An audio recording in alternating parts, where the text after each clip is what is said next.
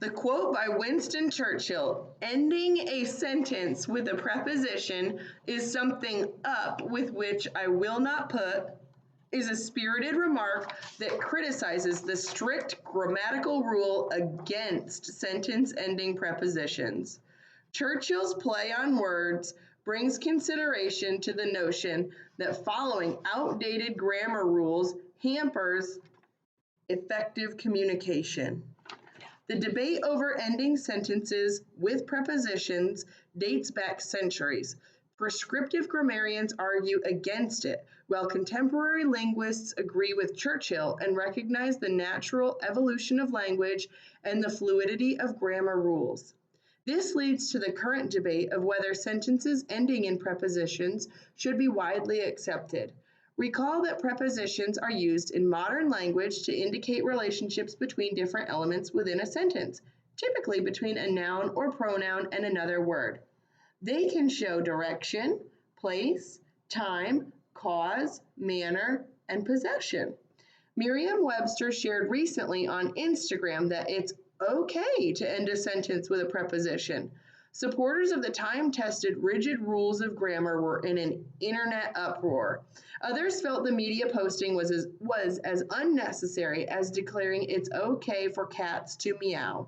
This debate matters because those who push to adhere to the grammatical rules of the past are widening the disconnect between grammatical expectations and the evolution of the English language. In today's speech, I will argue that ending sentences with prepositions is expectable and reflective of the dynamic nature of the language of evolution, while acknowledging instances where adherence to formal standards may warrant avoiding such constructions. The prohibition against ending sentences with prepositions originated from Latin grammar rules which were later imposed on English. John McWhorter, the author of a recent New York Times article, recalls that the first person on record to declare opposition to ending sentences with a preposition was the poet John Dryden in the 17th century. But what really set the idea in stone was Bishop John Lowth's highly influential A Short Introduction to English Grammar in 1762 and its direct descendant Lindley Murray's English Grammar in 1795. Scholars during this period prescribed to the idea that Latin and ancient Greek were the quintessence of language. England was becoming a world power, and English was being spoken by more people than ever. Grammarians felt the need to polish the language for its new prominence. The thought at the time was that a real and important language should be as much like Latin as possible. This means that sentences did not end with a preposition. Consider for a moment the question, to whom are you speaking? This format is the phrasing for a question in Latin. Centuries ago, the phrasing, who are you speaking to, would not have been understood. Imagine using the version with whom today. This thought shows that language has adapted to the needs and preferences of its users, making room for new conventions and breaking old ones. Sentences ending with prepositions are not grammatically incorrect. They follow the standard syntactic structure of English and serve as a functional purpose in conveying meaning.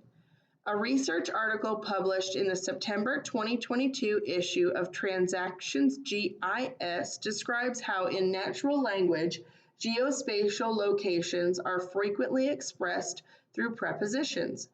Consider the locative expressions New York in the United States and the house on the river. The prepositions in and on respectively serve to communicate the relationships in space between the subject and object of the preposition.